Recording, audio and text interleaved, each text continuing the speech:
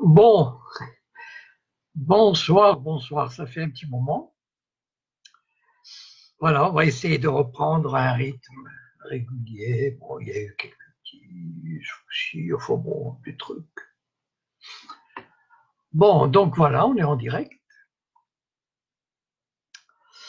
J'ai annoncé la vidéo, évidemment, et donc il y a déjà quelqu'un, voilà. Nirma El Idrissi, bonsoir. Béatrice de Yerl,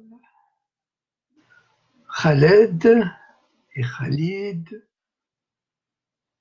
Memen, Sévric, Dalai Lama, c'est pas mal. Las Vegas, Hamza Benjeloun. Bien. Bon, ben, il y a du monde un peu, Azul. Voilà, donc je voulais vous parler de Gaza. Bon, on parle beaucoup de Gaza en ce moment. Est-ce qu'il y aura une nouvelle guerre? Qu'est-ce qui se passe, etc. Donc je vais essayer de faire le point. Voilà.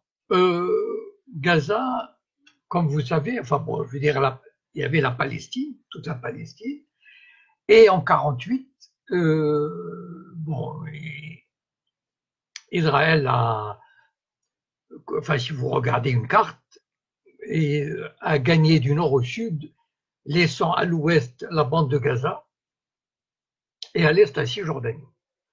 Donc qui était déjà qu'on a séparé à ce moment-là et qui n'avait plus de contact.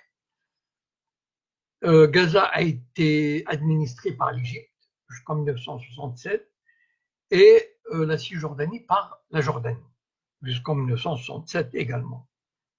Et après la guerre de 67, disons, ces territoires palestiniens ont été réunifiés, si on peut dire, ou remis sous l'occupation militaire sioniste.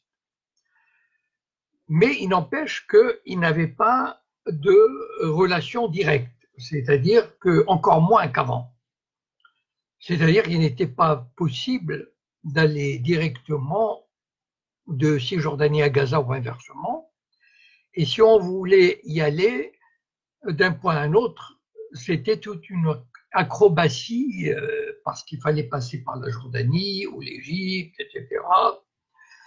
Et avec le risque d'être refoulé à son retour.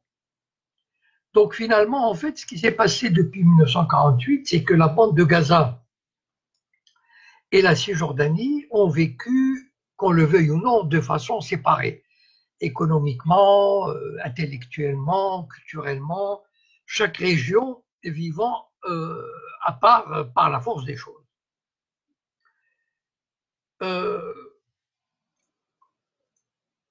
La différence par rapport aux colons, au colonialisme sioniste, la différence entre la Cisjordanie et Gaza, c'est que Gaza était un poids pour le régime sioniste. Pourquoi? Parce que Gaza, bon, si vous voulez, je vais commencer par la Cisjordanie. La Cisjordanie, en fait, c'est le cœur biblique du territoire juif, si vous voulez.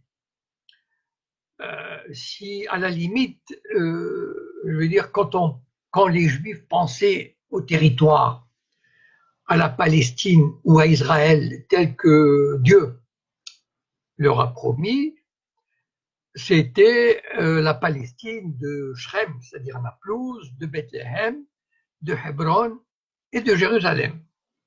Tel Aviv n'existait pas, Jaffa, c'était rien du tout, etc. Donc en fait, Israël, enfin en tout cas le régime sioniste, a retrouvé en 67 le cœur historique de sa raison d'être et il a mis le paquet dans cette installation.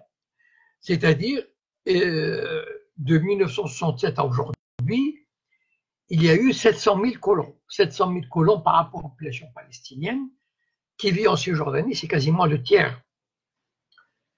Alors que, et donc, si vous voulez, le poids démographique, avec les positions qu'ils contrôlent sur le plan territorial, il ne faut pas oublier que les sionistes contrôlent à peu près 2/3 du territoire de la Cisjordanie.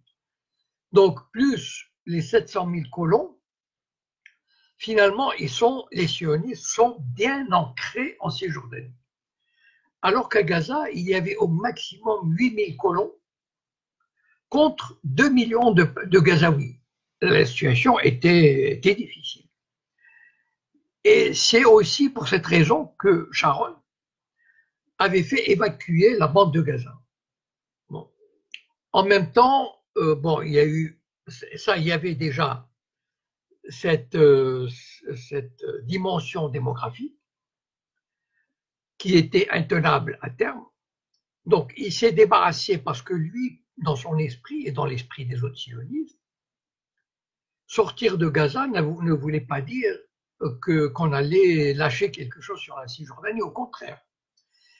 C'est pour dire au monde, voilà, vous voyez, on peut faire des concessions, etc. Mais en fait, c'était pour mieux prendre la Cisjordanie et, comment dire, et s'installer quasiment définitivement en Cisjordanie, rendre toute restitution des territoires impossible. Donc Gaza s'est retrouvé, bon, d'abord évidemment avant de partir, comme d'habitude, les sionistes ont tout détruit, ça c'est classique. Je vous rappelle une anecdote avec l'Égypte, c'est pour montrer l'esprit de violence et de destruction qui anime les sionistes. Israël fait la paix avec l'Égypte, bon, en 1980, quelque chose comme ça. Et donc, il restitue le Sinaï, bon, tout en gardant Gaza, parce que Gaza ne faisait partie de la Palestine, alors qu'il était administré, bon. Et il y avait, vous savez, les sionistes ont l'habitude des faits accomplis, ce qu'on appelle, c'est-à-dire ils prennent un territoire, on construit, et après on verra. Et donc, ils avaient déjà commencé à construire des routes, et ils ont construit une ville qui s'appelle Yamit. Et la Yamit, en 1980, avait déjà 10 000 habitants. Donc, vous imaginez une ville de 10 000 habitants, avec les bâtiments, etc. Enfin bon. Et quand ils ont rendu le Sinaï, ils ont détruit maison par maison. Voilà. Donc, je répète, ils ont détruit maison par maison.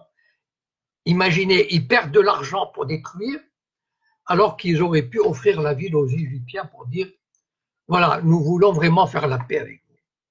C'est ça l'esprit sioniste. Donc, en quittant Gaza, les sionistes ont tout détruit, tout démoli, sauf ils ont laissé les murs d'une synagogue, les murs seulement, debout, en disant, sans rien à l'intérieur, en disant ceci est une ancienne synagogue. Et quand les Gazaouis ont occupé le bâtiment et l'ont salopé, les sionistes ont dit, vous voyez ces Gazaouis, ils ne respectent même pas un endroit sacré qui était une ancienne synagogue. Enfin, vous voyez. Bon, avant de quitter Gaza, bon, dans les années 80, Sharon, qui était ministre de la Défense, avait laissé le Hamas entrer à Gaza. Pourquoi? Parce que à l'époque, dans les années 70 et 80, le nationalisme palestinien était un nationalisme laïque, socialiste, révolutionnaire. Et pour casser cette dynamique socialiste, nationaliste, il ne faut pas oublier que les mouvements révolutionnaires palestiniens, il y avait beaucoup de chrétiens, Georges Habash, Hawat Mey, et donc il y avait vraiment des chrétiens et des musulmans qui étaient arabes tous les deux et qui combattaient l'occupation sioniste. Et pour casser cette dynamique, Sharon a permis l'introduction des islamistes, se dire, bon, finalement, ils vont nous débarrasser des nationalistes. Donc, qu'est-ce qui se passe? C'est que à partir en 2006, il y a des élections, comme vous le savez, c'est-à-dire Arafat est mort en 2004. Mahmoud Abbas arrive au pouvoir, on dit c'est un modéré, donc on essaye de le caresser dans le sens du poil, on dit ça. Parce que à l'époque d'Arafat, Israël disait on ne peut pas faire la paix avec lui. Bon, nous n'avons pas de partenaire. Ça, vous l'entendez souvent dans la propagande sioniste, nous n'avons pas de partenaire. Alors ils se sont dit bon, voilà, Arafat est mort, on va faire des élections, parce qu'on pensait au bout de 2 ans que Mahmoud Abbas allait légitimer la présidence. Et malheureusement, comme ça se passe parfois, les Palestiniens ne votent pas pour Mahmoud Abbas, pour le Fatah. Ils votent pour le Hamas. Et là, c'est une catastrophe. Vous savez, l'Europe, soi-disant, moi, je dis aux Arabes, aux Tunisiens, aux Égyptiens, aux Marocains, méfiez-vous de l'Europe. L'Occident est notre ennemi. L'Occident est l'ennemi du monde arabe. L'Occident, il arrive avec soi-disant ses valeurs sur les femmes, sur la laïcité, sur la démocratie. C'est bullshit. Ça ne vaut rien du tout. C'est juste du bidon. Pourquoi? Ok, l'Europe vient et dit salut Reda, ça fait plaisir. Alors, l'Europe vient et dit on va faire des élections. Parce que l'Europe croit dans la démocratie. N'est-ce pas? Ah oui, c'est formidable. Seulement, le peuple palestinien a voté pour le Hamas. Et là, les Européens sont coincés. Ils vont pas respecter, comme ils n'ont pas respecté d'ailleurs le verdict le verdict populaire et démocratique des résultats des élections en Tunisie et en Égypte. Donc ils ont dit oulala, on va pas négocier avec le Hamas. Bon, évidemment, les Israéliens ont mis la pression. Et donc, ils ont dit le Hamas, on ne peut pas négocier avec lui. Et ils ont laissé Mahmoud Abbas au pouvoir. Alors, Mahmoud Abbas est au pouvoir de façon illégitime depuis 2006, donc depuis 12 ans, par la grâce d'Israël et de l'Occident. D'accord? Mahmoud Abbas est au pouvoir de façon illégitime par la grâce d'Israël et de l'Occident. Et vous comprendrez maintenant pourquoi Mahmoud Abbas, il est docile. Vous savez, de temps en temps, il pousse un coup de gueule, etc. Bon. Mais en fait, il ne fait pas grand-chose. Il n'y a pas eu une seule journée depuis 1993 où l'autorité palestinienne a cessé de collaborer sur le plan sécuritaire avec Israël. D'accord? Depuis 25 ans. Et Mahmoud Abbas, d'ailleurs, il l'a dit il y a quelque temps, il a dit « Je discute tous les jours avec les chefs des services secrets sionistes. » Bon. Mais revenons à Gaza. Donc, qu'est-ce qui se passe en 2006? Le Hamas, il est frustré de voir sa victoire volée. Parce que bon, il a gagné démocratiquement les élections. Et à plat de couture, il n'y avait même pas, il n'y a pas photo. Personne n'a, il y avait des observateurs européens, personne n'a contesté la légalité, la légitimité du vote. Les Européens, excusez-moi l'expression, sont des fils de pute. C'est-à-dire, ils disent aux Arabes, mais votez comme on veut. Et en fait, comme les Palestiniens n'ont pas voté comme ils voulaient, ils leur ont dit, ben non, ça va pas du tout. Voilà. Et donc, le Hamas a pris le pouvoir, il a chassé l'autorité palestinienne et a pris le pouvoir tout à fait. S'il y avait une justice, s'il y avait un droit international qui s'appliquait dans cette région, on aurait dit que le Hamas aurait dû gouverner et à Ramallah et à Gaza, mais à Ramallah, il y avait et les forces de sécurité palestiniennes sous les ordres de Mahmoud Abbas et les forces, l'armée sioniste, et donc il leur était impossible de prendre le pouvoir, mais à Gaza, ils ont pu le faire. Et là a commencé le blocus des Israéliens contre la bande de Gaza. Que signifie ce blocus? D'abord, pour Israël, Israël se frotte les mains de cette situation. C'est-à-dire, pour Israël, il y a la Palestine, enfin, ce qui reste de ce malheureux État palestinien dont on parle tant, il est déjà divisé en deux parties. C'est-à-dire, il y a la Cisjordanie d'un côté et Gaza de l'autre. Et de temps en temps, l'autorité palestinienne et le Hamas tentent de se réconcilier, mais c'est impossible. Parce que le Hamas ne peut pas abandonner la lutte qu'il mène depuis 20 ans, 30 ans, et l'autorité palestinienne dont le seul objectif est de mettre la main sur ce qui reste de la Palestine pour, soi-disant, former le futur État. Et l'Israël se frotte les mains de cette séparation. Parce que d'un côté, bon, Gaza, il y a un blocus, c'est-à-dire on étouffe les Gazaouis. Vous savez, les Israéliens, il y a une chose qu'on ne peut pas leur dénier, ils sont cyniquement intelligents. Ils sont d'une intelligence et d'un cynisme absolu. Vous savez, un autre pays colonial se serait montré d'une violence. Les Israéliens affament Gaza de façon, comment dire, juste ce qu'il faut pour les étouffer. Ils leur permettent 4 heures d'électricité par jour. Juste de quoi vivre. Ils peuvent leur enlever l'électricité totalement, mais ils ne le font pas. Ils peuvent bloquer toute arrivée de nourriture, mais ils ne le font pas. Il faut entrer juste ce qu'il faut pour que les Gazaouis sachent qu'ils vivent selon le bon vouloir des Israéliens. Par exemple, ils les empêchent et on leur permet d'aller pêcher à 6000 des côtes. Mais on n'attrape pas grand-chose. À 15 000, 20 000 des côtes, on peut pêcher. Mais ils les limitent à 6000, parfois 9000. Donc, c'est une façon de leur montrer qui est le maître. Et à ce petit jeu-là,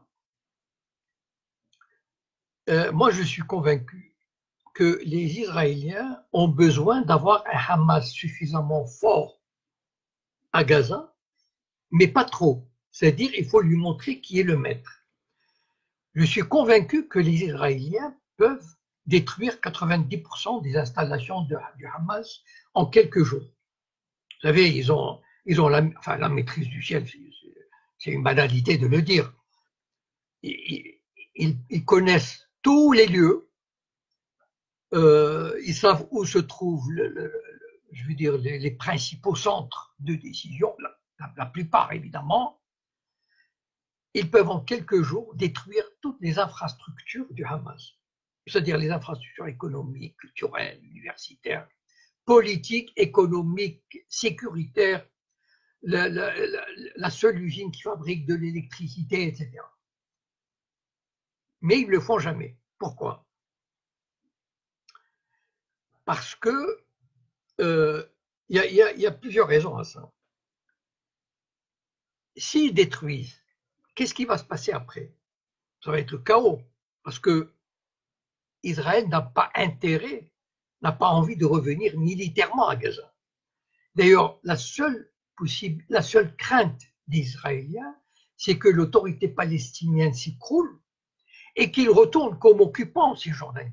Et là, ça sera très mauvais pour eux, pour leur image, parce que, grosso modo, les Israéliens ne passent pas pour des occupants.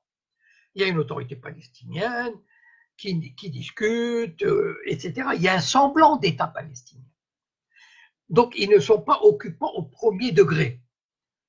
Donc, s'ils détruisent la structure dominante à Gaza, ils seront obligés de rentrer pour mettre de l'ordre. Sinon, ça va être le chaos et on ne sait pas ce que peut donner ce chaos.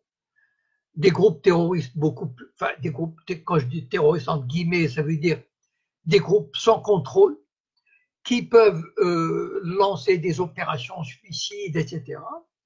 Alors que là, le Hamas, il contrôle quand même suffisamment le territoire, et donc Israël lui laisse cette possibilité de gouverner Gaza.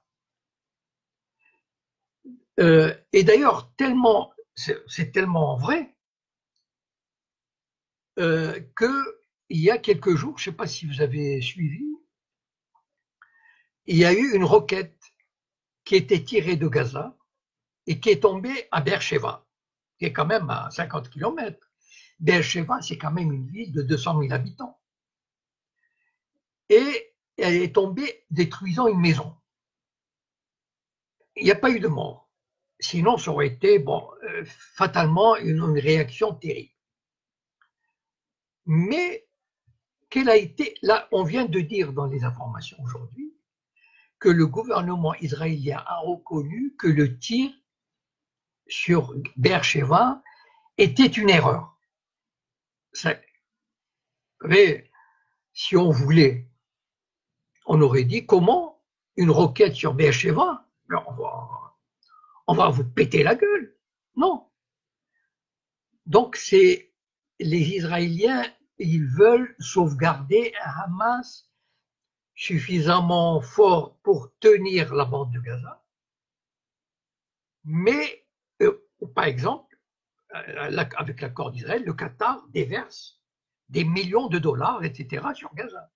Ils ne veulent pas étouffer la bande, ils ne veulent pas qu'il y ait le chaos. Ils veulent juste montrer au Hamas qu'ils ont les moyens de les éliminer et de créer le chaos total. Mais le Hamas sait aussi qu'Israël ne peut pas le faire. Donc il y a une espèce de jeu, je te tiens, tu me tiens. Bon, évidemment, c'est Israël qui tient les cartes, mais il y a aussi le fait de laisser le Hamas gouverner, ça empêche l'autorité palestinienne qui râle de voir le Hamas négocier quasiment par Égyptiens, Qataris interposés, mais négocier avec Israël. Et l'autorité palestinienne